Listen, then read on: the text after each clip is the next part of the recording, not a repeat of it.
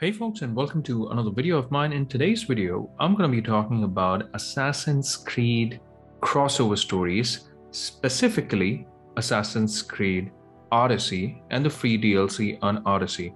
Now, Assassin's Creed Odyssey was a beautiful game already, but this DLC takes it a notch above, and the quality of the cutscenes to the level design of the whole Corfu Islands is testimony of the fact that Ubisoft did not take this DLC lightly and wanted all Assassin's Creed fans to experience ancient Greece in the best way possible again. I mean, just look at the quality of assets, models, objects, lighting. This PS4 backwards compatible game on the PlayStation 5, because I played it on the PlayStation 5, in many ways looked better than the PlayStation 5 version of Valhalla to me. The world of Odyssey has always felt larger than that of Valhalla. The sheer size and scale of ancient Greece will actually make you fall in love with Odyssey, and everything oozes brilliance in terms of world building, character design, and storytelling when it comes to the main game. And now the same goes for this free DLC as well. Before we move any further, there may be spoilers ahead, so kindly be warned before moving any further. So with that said, let's talk about Assassin's Creed Odyssey and its free DLC in the crossover stories. You start your journey on the island of Kefalonia by choosing to go on a vacation. Ultimately, you end up spending like 6 months of your life in great comfort and style. Over the good times, you say.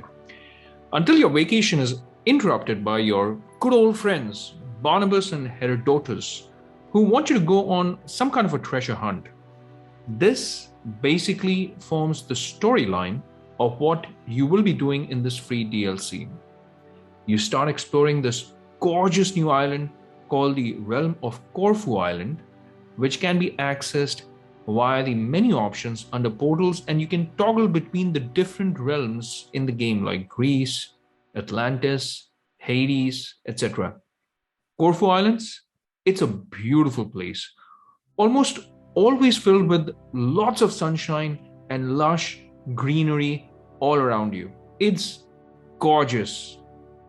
The activities that you carry out is still the standard Assassin's Creed Odyssey affair, which is loot a little, fight a little, and keep upgrading your gear and level. So it's a pretty standard affair.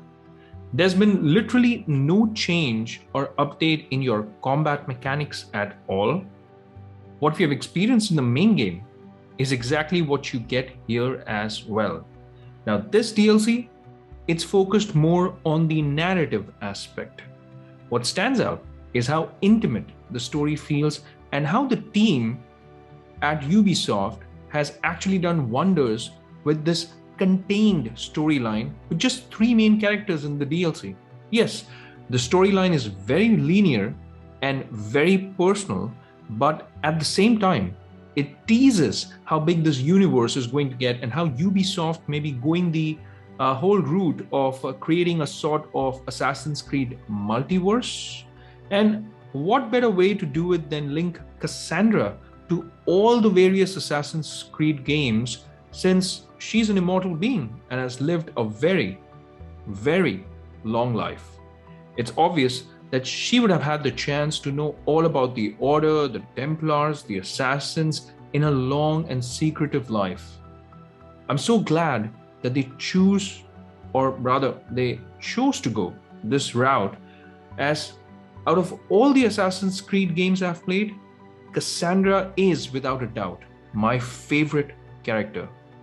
What's interesting about her is that she's not actually an assassin like the other protagonists from the other games we have seen, but she's actually a warrior, more like an Amazonian princess.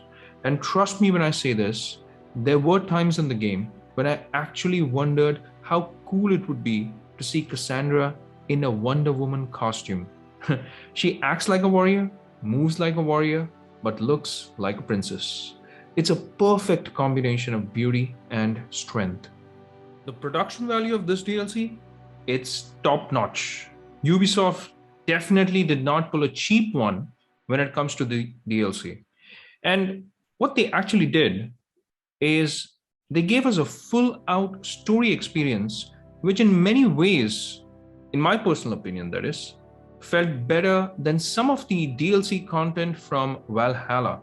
Speaking of Valhalla, in case you're wondering if Eivor is in this DLC, then the answer is a big no.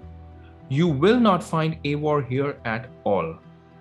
I wonder why they called this a crossover story, as the crossover bit only happens in Valhalla and not in Odyssey.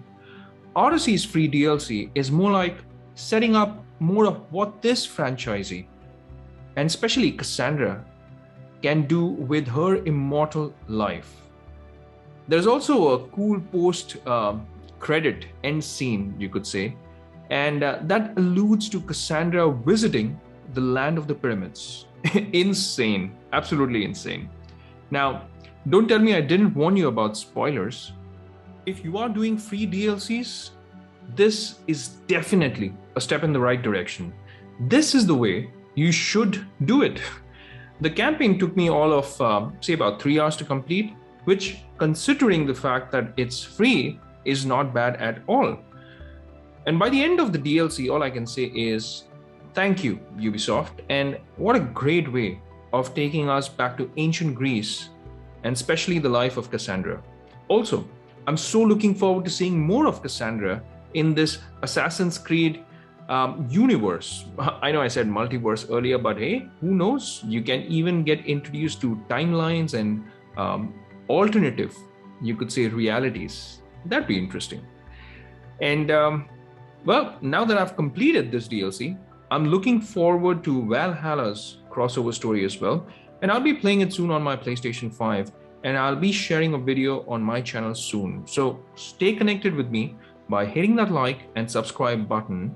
And also that bell icon in case you want to get notified about all my latest videos. And by the way, do let me know which is your favorite Assassin's Creed character. And also, which one is your favorite Assassin's Creed game? So that's it for this video, folks. It's a wrap for this one. I will see you lovely folks in my next video. Until that time, take care, stay safe, and may God bless you all.